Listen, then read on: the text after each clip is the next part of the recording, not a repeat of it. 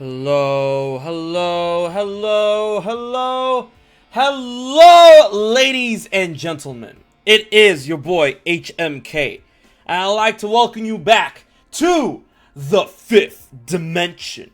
We have so much to talk about when it comes to Kingdom Hearts. And of course, Melody of Memory is coming out next week, Friday the 13th. Ha ha ha. Spooky. Well, not really spooky because Nomura loves the number 13. So, I mean, that's whatever, whatnot. But we also got the final drop. Well, finally, I shouldn't say the final drop. We got finally the drop of information and news when it comes to the lore attached to episode 3 of Kingdom Hearts Dark Road of the past of young Xehanort. It's man, we got I really like where Kingdom Hearts is headed when it comes to the lore and to the backstory of young Xehanort and whatnot. And we finally got to see what Baldur looks like. The 7th classmate of young Xehanort, because as we know, it's young Xehanort, or I should say Xehanort, Ericus, Veor, Erd, Ermod, Bragi, and Baldur, all taught by the Master Odin. And if you guys didn't know from all of those names, they have some really heavy Norse mythology going into that. But then we also have to deal with the 7 deadly sins, something that we felt that we didn't have to deal with beyond that of Union Cross, but now it looks like those sins are rearing their not so ugly heads in Kingdom Hearts Dark Road, and I'm excited for that. Oh boy. So, first and foremost,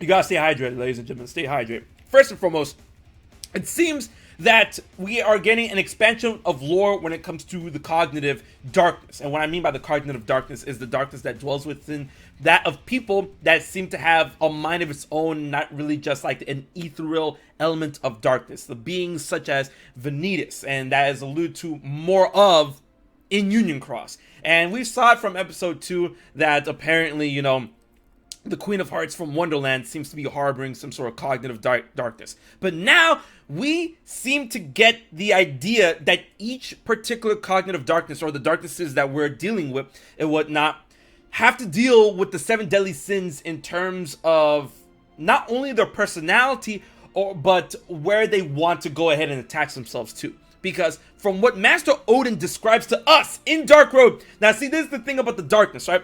We are getting information twofold, threefold within the main Kingdom Hearts series, Union Cross, and Dark Road. So the way that, for a little bit of setup, you know, from what we've seen in Kingdom Hearts, is darkness as an element, it's a feeling, something that is harbored, burges within that of people's hearts, especially when they have negative or evil emotions or intentions or whatnot. And then those beings of darkness get manifested as heartless by being representation of darkness that dwell within people's hearts, and then they become heartless. Heartless can be produced by replicating the same type of, you know, situation, yada yada yada, and then people can weaponize the darkness, such as Ansem, Seeker of Darkness, Xehanort, and his many other selves. That is what we had, like a type of understanding. And then along comes Vanitas in Birth by Sleep, right?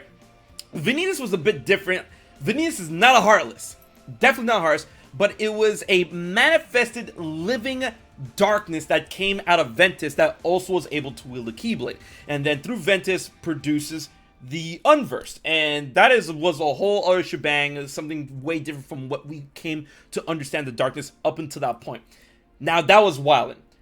However, going into Kingdom Hearts 3 and Kingdom Hearts 3 Remind into Union Cross when it comes to the Master of Masters and whatnot, now we learn that in the earliest moments of the Keyblade War that, you know, the Master understands it when he was a kid, it was really just a war between the light and the darkness.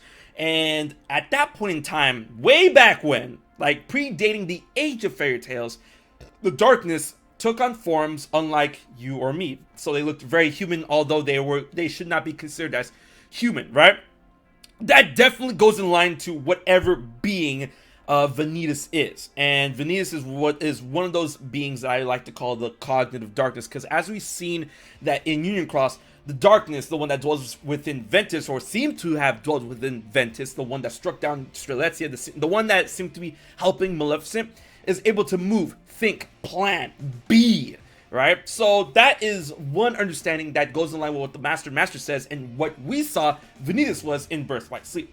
So that's a very big deal, seeing that, you know, darkness existed like that back in the day, you know, without creating Heartless, infecting others, creating Dark Kirithes, Chirithes, whatever have you, and whatnot. And, yeah. Now along comes Master Odin, alright? I hope that primer set you up. Let me know if that primer set you up nicely, alright? So, along comes Master Odin, which lets us know that, of course, you know, we kind of surmise that, you know, darkness, if you go into any type of media, whether it be Japanese, English, or all over the world, darkness is always associated with evil, like the night, negative emotions. We already got that spiel. We already understood that much, where the darkness goes to those, is born from those, or goes to those that harbor negative emotions, you know, such as greed, wrath, jealousy, hatred, all that good jazz. Just, you know, the bad stuff. You know, emotions that are willing to make you do bad things, you know, that fuel, you know, any type of, you know, violent discord, right? So from what Master Odin makes us understand it, is that beings of darkness, like the darkness back in the day, before we know darkness now, back in the day, darkness existed. Like darkness, like the true origin of darkness is truly unknown. Although, you know, the realm of darkness, we were all born in darkness, just like light, just like hearts, all that stuff. But the darkness was born organically, naturally, and moved as such, right? And were able to, you know, manifest themselves, like, accordingly, but then looked for and seeked out those who are not very well versed in their own emotions. And within those people, they hijack their emotions, you know, breathe fire to those negative emotions, because those negative emotions help cultivate more darkness, help strengthen the darkness, allows this darkness to grow, expand, replicate, and birth new darkness, right? And then when one person has a darkness, is harboring that darkness, you know, negative emotions and whatnot, they just, all have to do is go to another person and then spreads the darkness from one person to another, such like a disease, as Bragi would put it. So that's how we knew that's how darkness was back in the day, like the most original point of darkness, right? And then we've come to understand that now darkness is able to be born within the hearts of man, right? So right now they don't need to constantly try and take over other people, because now people naturally make their own darkness, which is a very that's a very bad thing. That's a very red alert thing. And at that point now, we have a lot more understanding to Xehanort's plight. Why Xehanort did what he did. Why Xehanort was doing what he was doing. And now we can understand how Xehanort got onto the dark road. Because this understanding of darkness and how the world is at his point in time, that darkness and humans basically went hand in hand in cultivating what humans and what, you know, basically how light and darkness functions at that point in time. You know, it was the world, the universe was already too far gone at that point. Xehanort really felt he needed to hit the universal reset button, and as he explained in Kingdom Hearts 3, is like, yo, listen, like, you know, we are at a point of no return. It's bad. And it's funny how we gain this information through Master Odin, and it really tells us, it really makes us think and understand. And here's a question I want to pose to all y'all. How much does Yen Sid know about this? Because as we know, Yen Sid claims that once upon a time, he studied along the lights of the Keyblade alongside that of Ericus and Xehanort. Probably not in the same class, but more than likely still at Scala at Kylam, right? So if Master Odin was teaching his class that, more than likely 9 times out of 10, coin flip, you know, that Yen Sid was taught the same thing. And if Yen Sid understood this kind of, you know, thinking, you know, where's that in the principle of perspective where it's like, listen, you know, the world is down a path that we're like, you know, there is no ups from this. You know, the darkness has already like seeded itself so much into how the universe functions as we know now, so that it like, you know, it's overall the battle between light and darkness will be an endless war of attrition, right? And Xehanort understood that and took drastic measures into his own hands to try and stop all that. What did Yensid do? Ericus believed that light was absolute, light was pure, and that as long as they have light on their side, they can constantly stamp out the darkness, right? That's what Ericus was out doing. And Xehanort wanted to deal with that in his own way. What was Yensid doing? He retired as a Keyblade Master. I feel like he just literally retired from everything because he knew that, like, Ericus wanted to stamp out the darkness using the light. Xehanort wanted to stamp out the darkness using the light of Kingdom Hearts, but in a very radical way, right? Yensid's like, bro, this whole thing is just fucked, man. So he probably is like, yo, like there's no saving anything. So, you know, I'm just gonna sit back, pass on, train Mickey, count the stars, literally count the stars, and be like, okay, I'll help however way I can, but bro, this is not looking sparky. This is not looking it, man.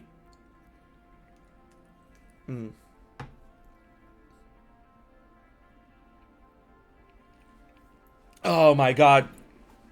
So when it comes to all of this understanding of the light, the darkness, and where the darkness comes from, then along comes the new piece of information where the darkness is tied to specific advents of emotion. And these emotions have been thrown out by Odin and by Xehanort as very familiar sins. The 7 deadly sins, as we all know. And if you guys don't know what the 7 deadly sins are, it's wrath, gluttony, sloth, greed, lust, pride, and envy. Those are the 7 deadly sins, right? And such a funny number 7, right? Once again, 7 is seen again with the 7 Guardians of Light.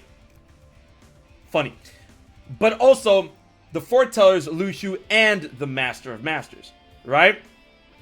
So, with that notion of the 7 deadly sins being, you know, shown off with the Master Masters, Lushu, and the Foretellers, and if you guys don't know, when it comes to each of their 7 deadly sins, it's envy, gula, gluttony, ased, sloth, ira, wrath, ava, greed, Lushu, lust, and the Master of Masters is pride. Now, if you guys didn't know, it's like, oh, why the Master of Masters? We don't know his name or anything like that. Well, his box, the box that he told Lucius to go hide, had key super on it, and then super goes into Superbia, and Superbia is pride, 7 deadly sin of pride, right? So it looks like we might have a deal with understanding each individual darkness, cognitive darkness, of how they're cultivated from each of the 7 deadly sins. And from right now, from episode 3, the end of episode 3, we've seen that it deals with specifically Wonderland, wrath, right? That was the deal with, you know,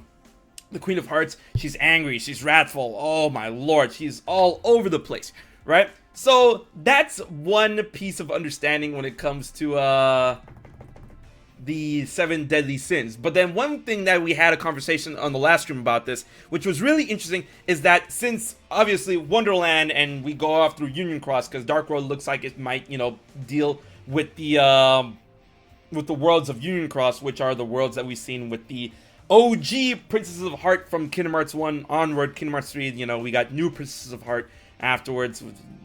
Disney princesses sell more dolls, whatever, right? So now we're thinking about the Kingdom Hearts 1 Princess of Heart, right? And Alice seems to be tied to the sin of wrath only because of what her plight was in Wonderland, in the movie, all that good jazz. And, bro, it's just crazy. And now, thinking about that, I want to try and have a conversation with y'all when it comes to the other deadly sins and what princess could be tied to each of their plight and whatnot, because we went through the spiel the last stream and whatnot. So Alice is tied to wrath because of the Queen of Hearts, and then Jasmine from Aladdin, Agrabah. Jasmine, I feel, could be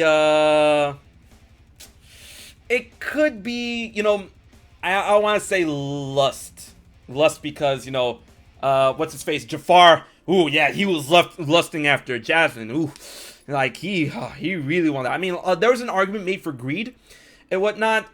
But yeah, he was greedy because he wanted the kingdom. He wanted Agrabah all to himself. True, he wanted to be the most powerful person ever. But at this point in time, let's just stick with lust for now and whatnot. And as we go on, we're gonna keep going with these princesses. Now, Cinderella, Katie in the last stream made a really good point that Cinderella might be tied to sloth.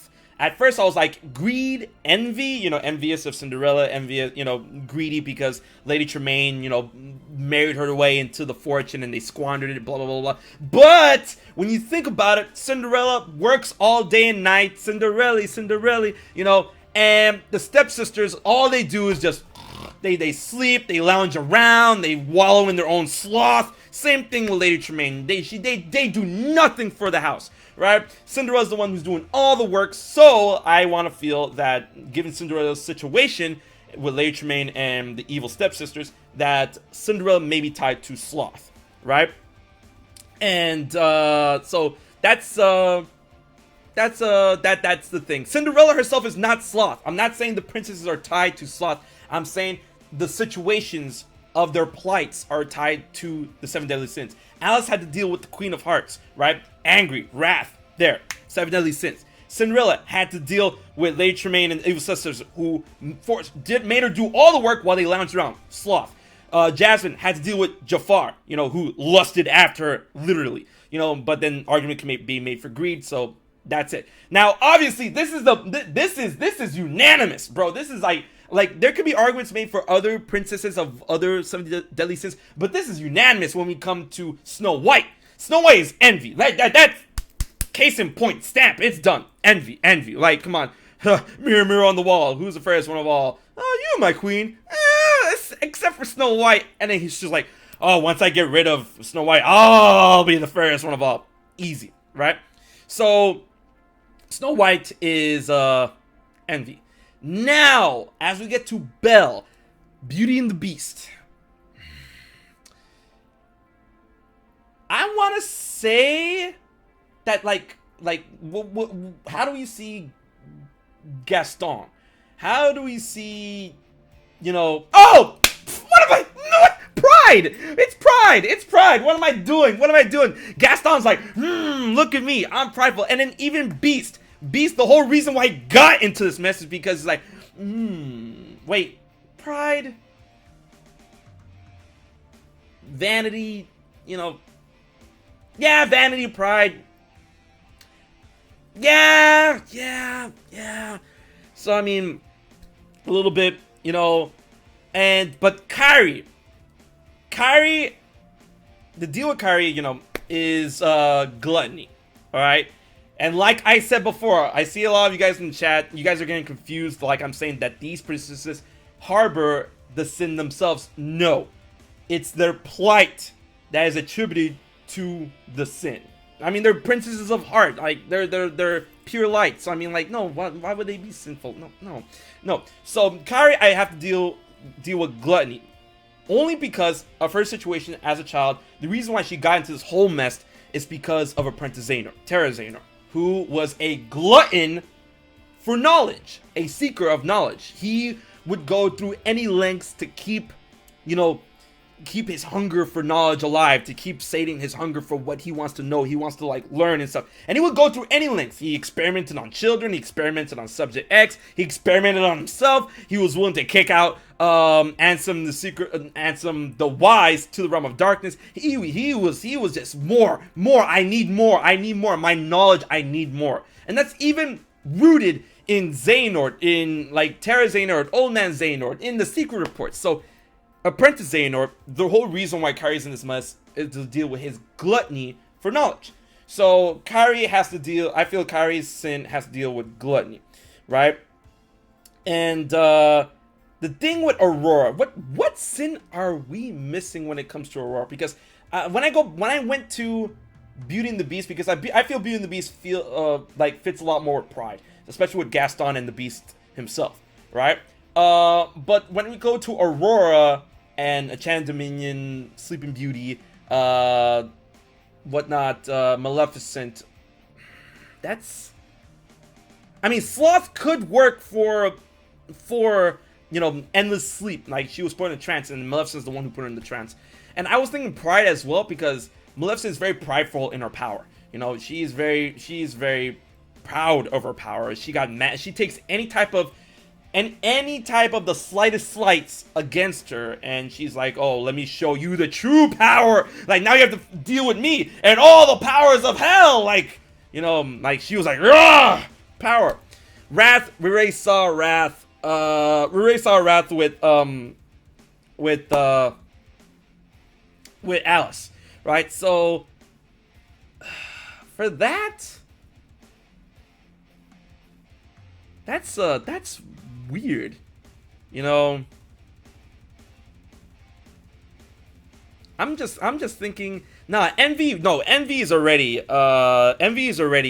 whatchamacallit, that stupid sleeping, no, not sleeping, Snow White, it's already, we already got Envy there, so we need to make a table for this. Yo, we really do need to make a table for this, right? So I feel like, all right, so the things that I feel that can't be disputed is Alice for Wrath and Snow White for Envy. Those things are just hammered down, right? Maleficent didn't really, like, you can say Maleficent is greedy. You can say Maleficent is greedy. And I feel if Maleficent is greed, then, you know, then I think everything levels out. But, whew, as we go on Dark Road, because I love how Dark Road is exploring these avenues of, like, what the darkness is. And not only the darkness, the concept of the darkness, which will help flesh out the darkness for more Kingdom Hearts games down the line, because I feel that Melody and Memory is really gonna hammer that in. I hope you guys are excited for next week. But then, hopefully, like, Phase 2 of Kingdom Hearts, you know, remind Dark Road, Melody and Memory, and then hopefully when it happens, Verum down the line, right? And when we're thinking about that and the whole concept of the darkness, we also think about the principles of morality when it comes to light and darkness, right? And this is something that I always want Kingdom Hearts to explore. The whole idea, because, like, you know, like, sure, like, Dark Road and Ericus and everyone's like, oh, darkness equivalent of evil. And throughout all types of media, and as we've seen with Riku, you know, darkness doesn't always mean evil. Like, darkness does not equate to evil. And I want them to keep exploring that. And it seems that they're exploring this in Dark Road. You know, Ericus may be mad about it because, as Xehanort and Ericus discussed, we're like, oh, we have to think about the principles of light and darkness and how, like, you know, our supposed belief of light good, darkness bad does not always work in every other world in terms of the order. Because although the Queen of Hearts had a cognitive darkness, was infected with darkness with her wrath and stuff, she still maintained the world order. It wasn't falling apart or anything like that. So even if her bad ways were just like, damn, like Xehanort and Ericus, like, dang, that's yikes. They, like, Xehanort at least understood that that is what kept the balance of that world intact. And that's probably where he got his idea of overall balance from the beginning, but then saw that, you know, these check and balances are just, they will not work out for the long run. Then that's probably when he decided to do the reset thing. But then Ericus goes off and says that, like, no, the light is always good, the darkness is always evil. And Xehanort's like, buddy, I don't know. And then, yo, Ericus got mad. If you haven't played episode 3 of Dark Road, yo, Ericus got heated. He's like, yo, we are Keyblade wielders. We are guardians of the light. We serve the light. We protect the light. That's what we do. We strike down darkness. Darkness means evil. And I hope you're not forgetting that, Xehanort. And I'm like, whoa, Ericus, buddy. And he said that in front of everybody, right? And I'm like, bro, Ericus, what? You need a vibe, bro. You need a vibe, bro. Oh, my lord. Yo, Jtopia, thank you so much for the raid. Oh, my god.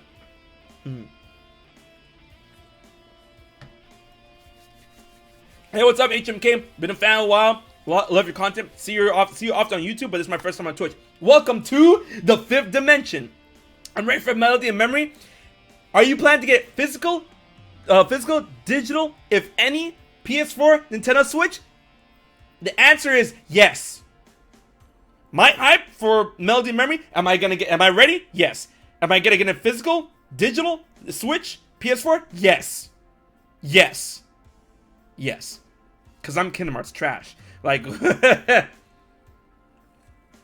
So, with the concept of darkness and light, you know, being not as down the line as many people think, I love how Kingdom Hearts is finally exploring this avenue where, like, you know, they explored it every now and again because, you know, Riku obviously is a good guy, became a good guy using the darkness. He became a Keyblade master and he mastered his heart, mastered the darkness, and he's able to use the darkness, you know, beautifully.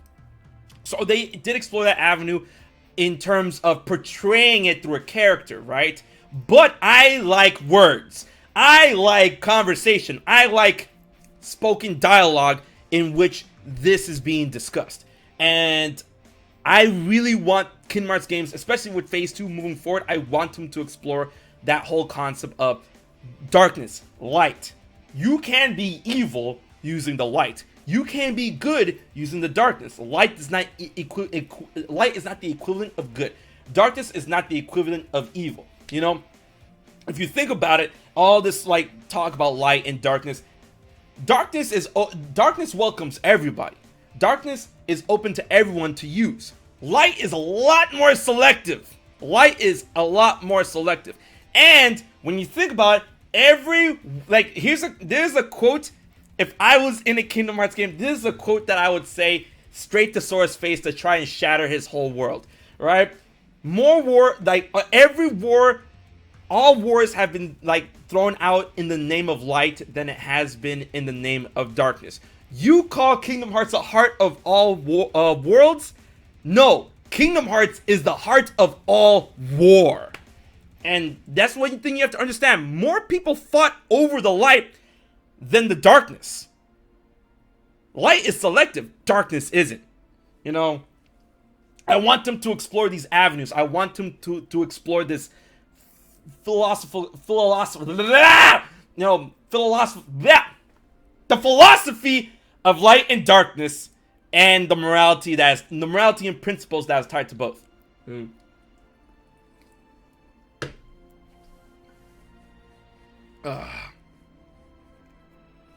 So, when it comes to that idea and that notion, now we have more characters being introduced in Dark Road. We got the revelation of Baldur, who I love Baldur. I love Baldur's design. And if you guys follow Norse mythology, Baldur is the god of light. But I'm not gonna spoil it for you. I'm not so sure on the longevity of Baldur in Kingdom Hearts, because if you keep up, like, I love mythology. I read Greek mythology, Norse mythology. I get tied into all types of like religious texts, mythological texts and stuff like that, Egyptian mythology and stuff. Like, I'm just like, if you guys read Norse mythology, as soon as I knew there was a character named Baldur, I'm like, okay, it's gonna be interesting, right? But I like to see how Baldur plays into the story of Kingdom Hearts, especially since he's named after the god of light. And like, since we already have Baldur, since we already have Odin, we have Urd, Veor, Bragi, Hermod, which are all Norse mythology references, by the way, and whatnot, and Skuld, which is the tie between Union Cross and Dark Road. And I'm like, y'all won. Ephemer, kind of, sort of, a little bit, but now that we have a character like Baldur, that could easily, you know, give us the idea of possibly having Thor, like Kingdom Hearts' own interpretation of Thor and Loki. And I would love that. I would honestly love that so much. And I like how Nomura is like taking a piece from all these like mythologies and texts. Like, we have the 7 deadly sins from, like, Christian religion. We have Norse mythology. We have aspects of Greek mythology. We have references to, like, different languages and whatnot. Of course, Japanese, English cultures and whatnot, just all represented into Kingdom Hearts in very subtle ways here and there. And I'm like, bro, I'm living for it. I am living for it. And, oh, my goodness. I would love it. I would love it.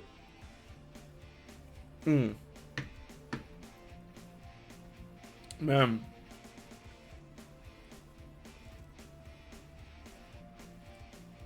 Honestly, I love it. If you guys should really go into Norse mythology and Greek mythology and whatnot, and Latin texts and whatnot, in order to get a firm understanding of like a lot that goes on with Kingdom Hearts, because Nomura is really pulling all these inspirational aspects from all different sides, and bro, I'm here for it. You know, it allows you to get a better understanding, a better appreciation for the culture, the craft, and the character, right? So when we go into the idea of Dark Road and, you know, how we're moving forward, episode 4 is being named Cruel Clues. I don't like that. I'm telling y'all, I don't like that. We're gonna, like, Xehanort and Ericus are gonna stumble upon a dead body or something. Like, I promise you. They're gonna see, like, well, not really a dead body, because when you die in Kingdom Hearts, you don't leave behind a carcass. It just, right? They might find, like, oh wow, this is Baldur's sister's hair clip. What is this doing here? You know, we're gonna see some Cruel Clues. And like this dark path, this dark road into the darkness that literally is about to make Xehanort snap is gonna be crazy. And considering that in the 4-year gap after what is said and done in Dark Road, because after the 4-year gap, young kid Xehanort becomes young Xehanort, and then that's probably after what we see happens 4 years later, that's probably going to lead into him meeting with the Master of Masters, as we saw in the beginning of Kingdom Hearts Rewind, which is so banging. Like the way like Nomura is setting up Phase 2 to like integrate into each other when it comes to Union Cross, Dark Road, Remind, and Melody Memory. He made sure. Like, I'm so glad he used Remind to help set up Dark Road in such a crazy way. And I'm like, bro, I'm just here. I'm ready to see the break.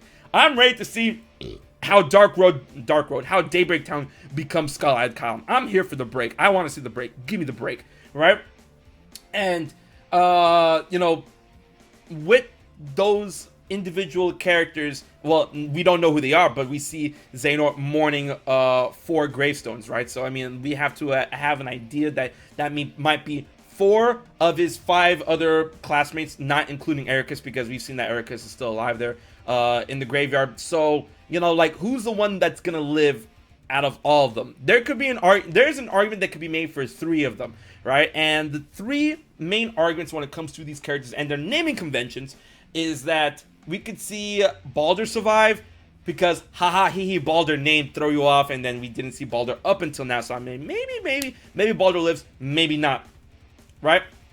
Veor, which goes along with the theory that Veor could be Kairi's grandmother and whatnot, because, you know, Kairi's grandmother knew a little too much when it came to the Keyblade War. A lot of things that was recited from Xehanort, and I'm like, oh, how can she get this knowledge? Probably because she was in class with Xehanort, right? So like the theory for Veor being Kairi's grandmother is still kind of hanging in the balance and whatnot, but that's an idea. The other idea right now that could be the one living person, if, you know, 4 of them were to die, is Erd. And the reason why I say Erd is because Ord, along with Skuld, make up 2 of the 3 Nords. And the Nords, like, am I saying that right? The Nords, right? Like, I have to make sure. Like, hey Google, Skuld. According to Merriam-Webster. No, not Skuld. Skuld. God damn. Hold on.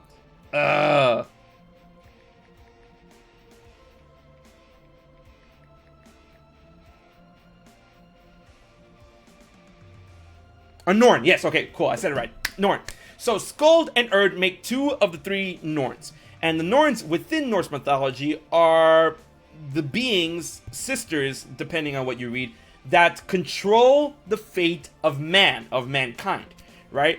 And to see like that, I find that to be the most hilarious thing when I found out the names of these characters. Like, because Skuld is definitely, you know, a lot of people, you know, tend to agree with the theory that Skuld is indeed Subject X, and we might see Skuld in Melody and Memory. You know, I would love to see Skuld with a model in Melody and Memory being voiced by Erica Harlecher. You know, but yeah. So Skuld is still alive. In case in point in the Kingdom Hearts series, right? I want to assume that with the naming convention, Skuld could be alive. Erd could still be alive, and Erd could still be alive in Kingdom Hearts as we know it now. Possibly they're setting up for all three Norns to, like, you know, convene within Phase 2, which would be quite the sparky treatment. I do have to say so myself, right? And I would definitely like to see that. You know, basically the sisters of fate in a nutshell. You know, as George would say. And like, I'm pretty sure the third sister, she has a really long name, and like it's Vergaberg or something like that. Oh my lord! If we see her at one point, I'm like, that's gonna be crazy. All right, so the third Norn is how am I supposed to say it? Is that how you say Veridi? Verdandi. All right, Verdandi. Yeah, Verdandi is the third Norn. That's the one we're missing. We have Skuld, Erd, and we're missing Verdandi. All right, so that's I would like to see that. Yo, do you guys think we'll ever see the world tree in Kingdom Hearts? Yo, imagine if we actually get to we actually enter Kingdom Hearts and we see this big ass tree inside of Kingdom Hearts. I'm like, ha ha ha ha! There it is. There's Yggdrasil. There it is. There it is. Because I mean, Kingdom Hearts and Yggdrasil kind of function similar. So I mean, you know, like the world tree. You know, Kingdom Hearts could be considered the world tree of that universe. They have very similar stuff and whatnot.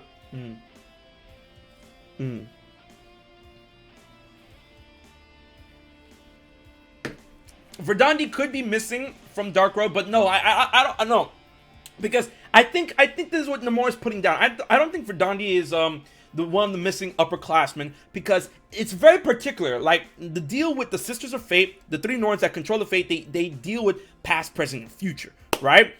Right. So we have Skuld. And like for a very long time, like Kingdom Hearts, people like, oh, Kingdom Hearts is a Sora story. They called it the Xehanort saga for a reason. Like Kingdom Hearts is mostly Xehanort story up until and after his death, Phase 2, right? So I want to feel that within Kingdom Hearts, what Nomura is trying to do is that he's trying to place each of the Norns in three very big, distinct periods of time, right? We have Skuld, which is way back in the day. We have Erd, which is not so much back in the day, but still back in the day. And then Verdandi is probably going to be, we're going to meet them in the most present future type thing. That's what I feel that Nomura is trying to set up. You know, three pieces of a puzzle, and that they're all going to reconvene at, you know, our most current point in time. Because we have Skuld, whom Subject X, and then Erd. I feel Erd has a very good chance of being the survivor when it comes to Xehanort seeing who died and who didn't out of Dark Road.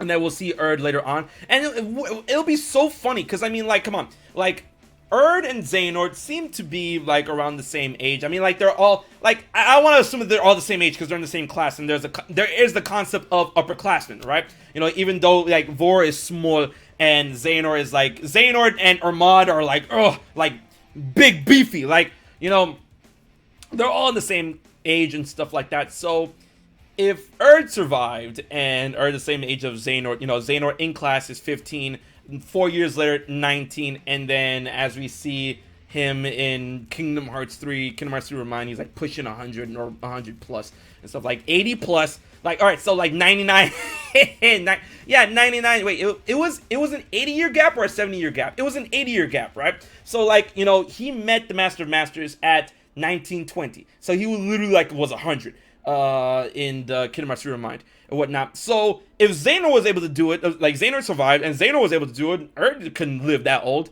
And then we see Skuld as, you know, a 15-year-old girl because she time hopped. She's a 15-year-old girl. We see Erd as a 100-year-old woman. And then we see Verdandi as, you know, however they decide to portray her as to us in Kingdom Hearts. Man, just like,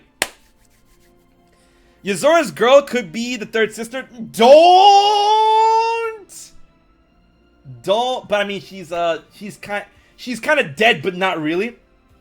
So I have no idea if the Nameless Star is going to be restored or not. But yo, if the Nameless Star turns out, if Yzora's, you know, Yzora's female companion, the Nameless Star turns out to be Verdandi, like if you see Yzora's like I finally found you. And it's like, Verdandi, and I'm like...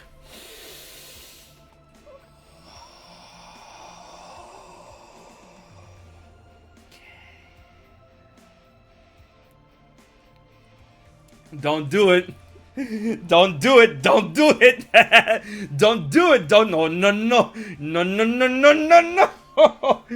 But I mean, like, here's the thing with Yuzora, right? Because, like, Yuzora is obviously going to become part of any type of conversation when we come into Kingdom Hearts or whatnot. You know, Yuzora obviously has some sort of connection with the Master of Masters from what we saw with the Yuzora secret movie in Kingdom Hearts 2 Remind. And Yuzora is a very important piece to the puzzle of Kingdom Hearts moving forward because of the whole concept of the final world, melody and memory, Sora being lost, Sora giving up himself, Sora coming into contact with all of these concepts that have been brought out, talked about in Union Cross through the final world. It's all connected, right? And then we see the Master of Masters in Shibuya, blah, blah, blah, blah, blah, and whatnot. And it's so funny how Yuzora, his name in Japanese means night sky. However, his companions, Magia and Aegis, are, you know, the people, the two, his two party members that I was able to use magic and a Buster Sword that has the ability to conjure a shield. Magia and Aegis are Latin, right? And I'm like, that's so funny, considering that Noctis Lucius Kylum was Latin, but you can't really use the word Noctis anymore. You know what I mean? So, like, when it comes to each type of language, each type of naming convention, each type of meaning going forward with Kingdom Hearts, you know, Yuzora, Japanese, Maga and Aegis, Latin, Verdandi, Erd, Skuld, Norse, all that stuff, you know, there's a lot to it and stuff. And you know, Terra, Aqua, and Ventus, you know, that's Latin for, you know, Earth, Wind, and Sea, or Earth, Wind, and Water, whatnot. And of course, Sora, Riku, and Kairi is Japanese for land, sky, and sea. Right, and then we have the other aspects, you know, Namine, wave, Shion, you know, Shion means like there was the Shion Tartarus flower, you know, I will not forget you, boohoo. And then Shion is also like, Shion was like tidal wave, or like it was like tide, I think it was tide, or something like that, whatever. And then, moving in and out of those naming conventions, it just really makes you wonder how these characters were going to move forward in terms of what their names mean, right? And of course, we've seen it before, you know, it's not like their names don't mean anything, right?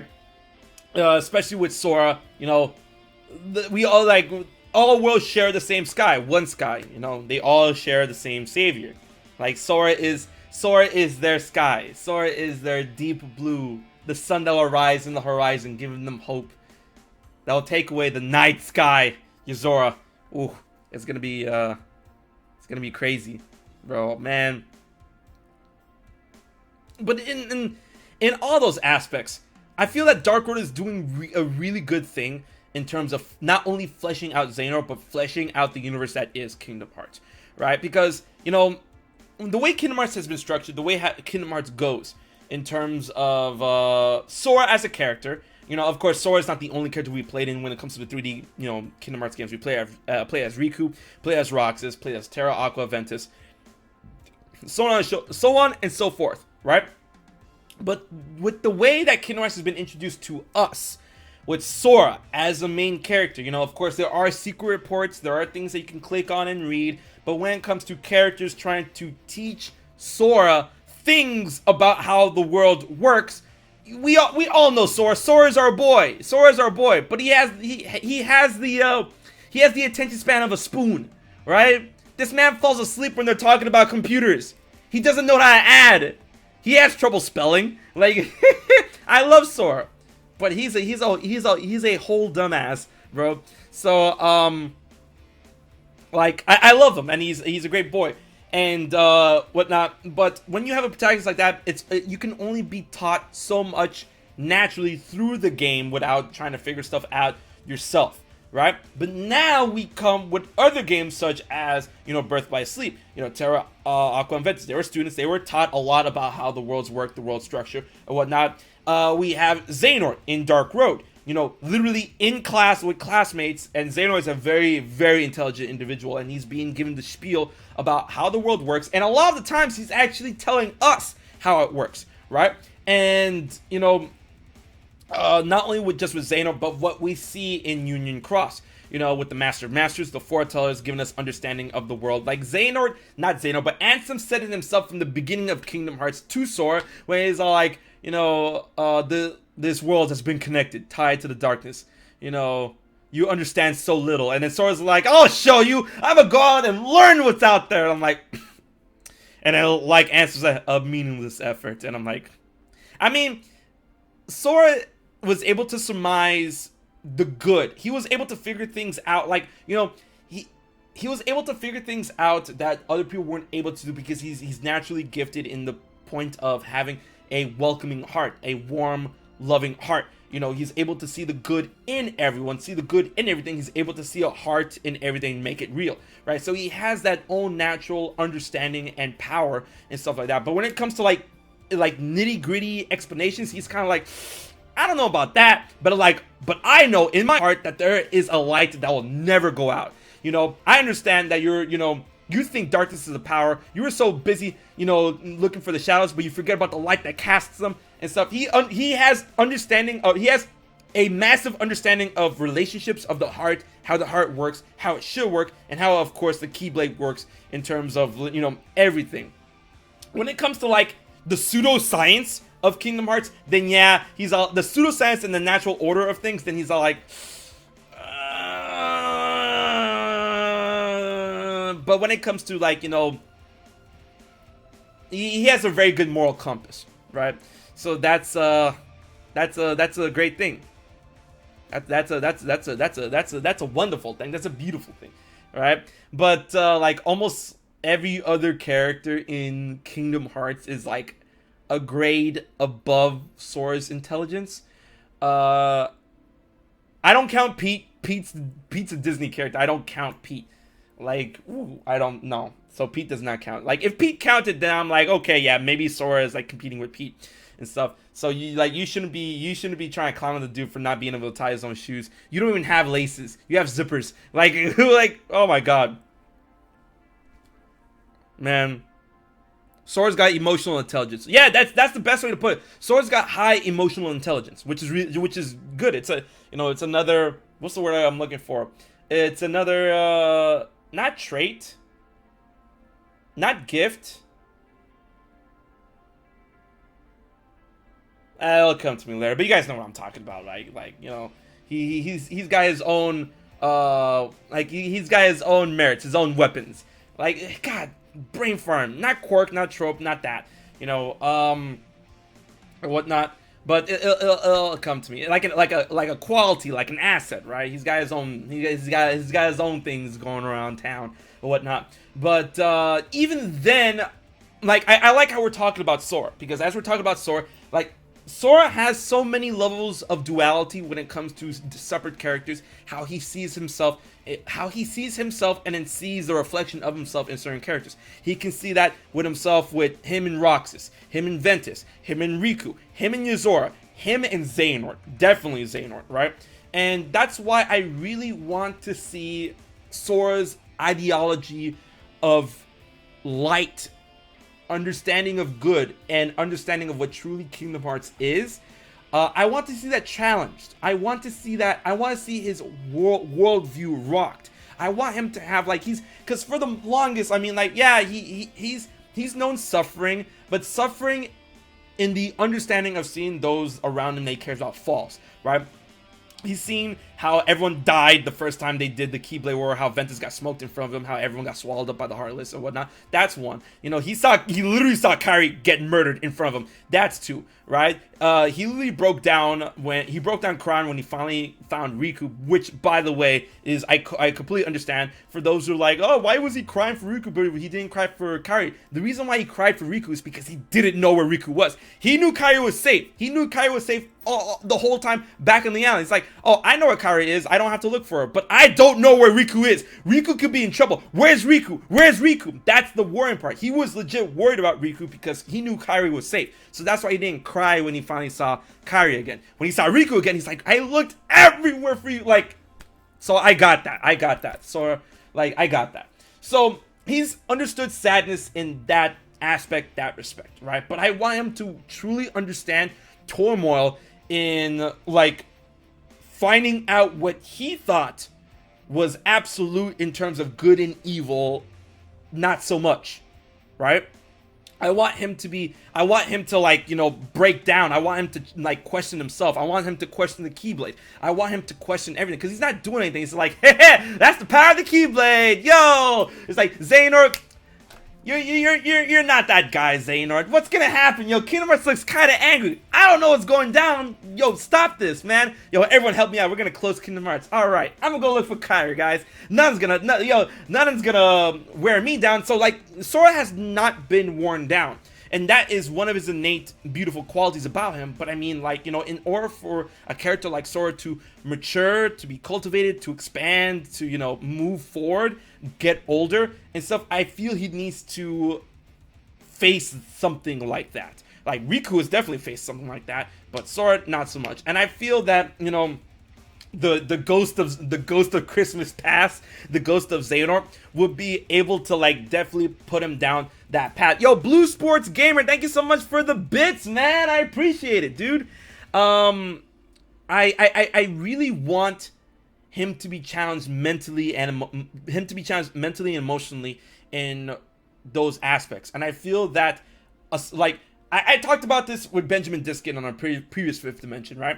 The voice of young Xehanort, where, like, I would love to see Xehanort return in Kingdom Hearts, but not in the aspect of him just like, oh, I'm alive, guys. I got revived, guys. Da, da, da. You know, I'm back walking the earth. I'm a good guy now. Or, no, not that. Not that. Like, have him return in the aspects of either flashbacks or as, like, a disembodied spirit, or, like, you know, someone that's definitely has passed on, but then will still be able to come into contact with Sora, right? Like, you know, Xehanort is dead. He's dead. Nothing can change that, right? But, you know, maybe there'll be an aspect of where Sora travels to Kingdom Hearts, or Sora finds a way to discuss things with Xehanort, and then Xehanort, like, you know, lays his knowledge and understanding to Sora in order for Sora to find an answer moving forward when it comes to, you know, fighting the Master of Masters, the Foretellers, and Lushu, or whatnot. And I would love to see something like that help rattle Sora more, because I mean, like, Xehanort and Sora never really sat down and had a conversation. It was always like battle quotes, threat here, threat there. Oh boy, you're gonna really go down now. It's like, oh, you remember, boy, I plan for every eventuality if you survived a long. But I really want them to have like a sit down conversation and understanding question, like a Q&A type deal, whatnot. That's one thing I feel that can help challenge Sora's, you know, ideology. That, along with Yozora. You know, Yozora is the peak polar opposite, like the reverse image of Sora. And from what Yozora went through, and the deal is like Yozora, from what I see him, I feel like he's older than Sora. You know, Sora is like, you know, pushing 16 as of this moment. Yeah, that's right, 16. You know, pushing 16 at this moment in time. And I feel Yozora will be like around like the 17, 18, maybe 19 age range or whatnot. So I you know, Yozora has a bit more grit than Sora, and he'll be able to like, oh, Sora's like, oh, I'm gonna go out and save the world because that's what I do. And Yozora's are like, huh, that sounds so nice, having everything go your way. Even when it doesn't, it still goes your way. Like with the power of waking, like everything goes Sora's way. I mean, I understand shonen protagonist, right? Everything goes Sora's way, and when it doesn't, it still does. You know. And, you know, I feel like Sora needs a wake-up call. Sora needs a wake-up call. I feel that can be done with Xehanort or Yozora moving forward into Phase 2. And I feel that, and you know, honestly, I feel that Sora already did got that wake-up call. And we're gonna find out how he did in Melody of Memory. Because remember in those trailers, that one point in that trailer where Sora's like, I think he might have got that wake-up call already. So I like to see how that plays out. And it's nice. It's nice. Yo, Platinum Gumbo, what's good, HMK? Stay awesome, my guy. Yo, thank you so much.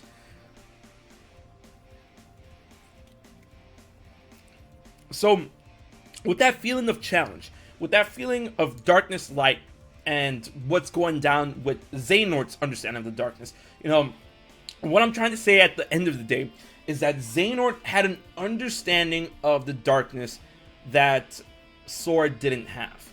And I feel that Xehanort also had an understanding of the light that Sora did have.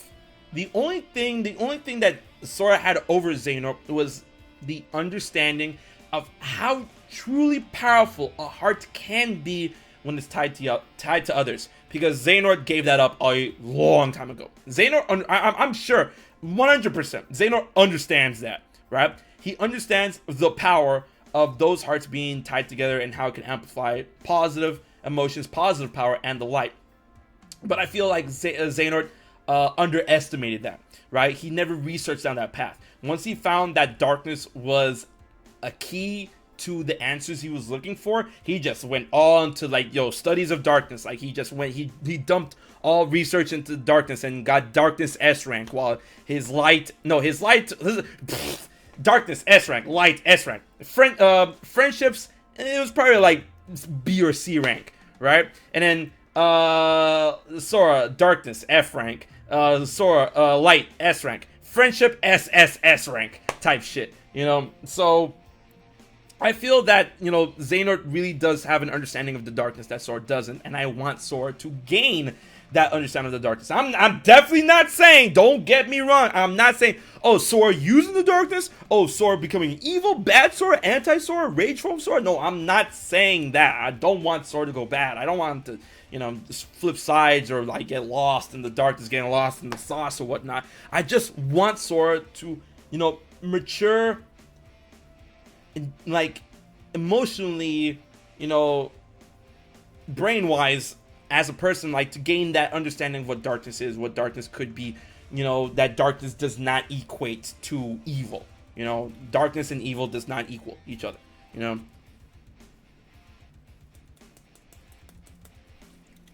But, in any case, I am super excited to see where Kingdom Hearts Dark Road goes in terms of the cognitive darkness, because now I feel there's a cognitive darkness tied to each each seven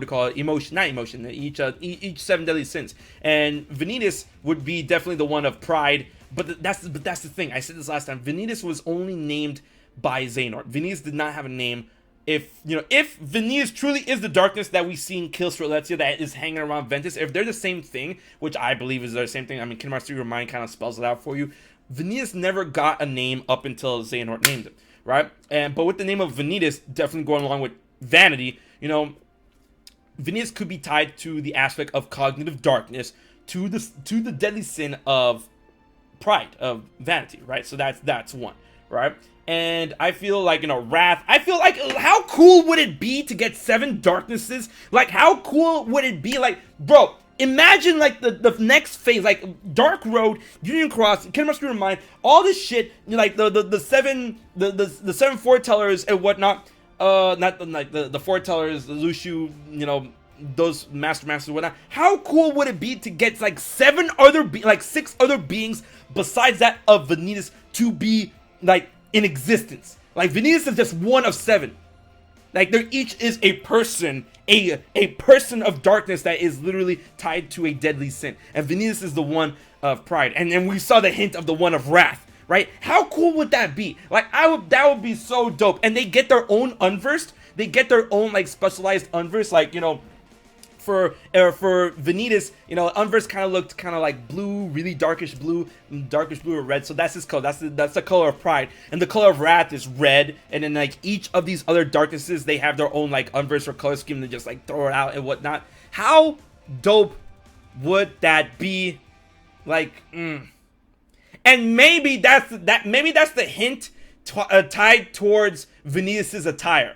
Maybe that's the hint to that, and maybe that can help give us a clue on why Dark Mode Riku is dressed like that. And maybe that's the long con that Nomura is playing. Maybe that's the 5th dimensional chess match that we're having in our heads right now. The reason why Vanitas has that outfit is because that outfit is specifically tailored for a darkness of a deadly sin, right? That's Vanitas' outfit, you know, red and black, and then, you know, Dark Riku looks like that only because of, you know, the possible relations, like offshoot type deal and whatnot. So they might have an explanation of why Dark Riku has that type of outfit or whatnot.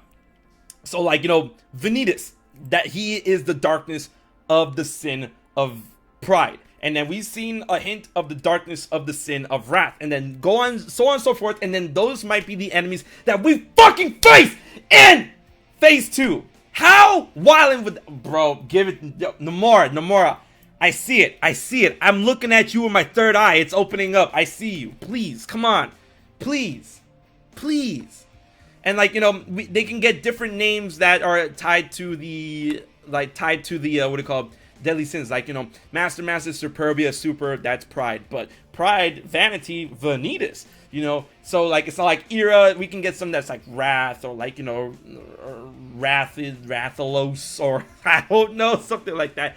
You guys know what I'm trying to say, but I would love that. I think that would be a great idea for them to do that. But ladies and gentlemen, this is going to be the end of today's stream. I hope you guys enjoyed this dark deep dive into the 5th dimension. I will see you guys next week for the next episode of the 5th dimension. Melody and Memory is going to come out next week. I am excited. I hope you guys had a great episode, and this will go live on YouTube the next day, tomorrow. So, like, say hi YouTube and whatnot.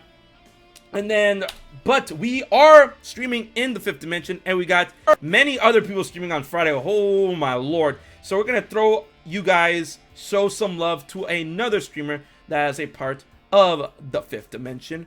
We are going to go ahead and throw ourselves over to Asuka424, currently streaming Hades. We were talking about Norse mythology, Greek mythology, and all that good jazz. So I still need to pick up that game. So we're going to throw ourselves over to Asuka. I hope you guys have a good time there. Show them our love and whatnot. And I will see you guys tomorrow for Kilikun and Pals. It's going to be great. It's going to be grand. And I hope you guys had a really good time. All right. Until the next episode of the 5th dimension, this has been HMK. I'll check you guys later.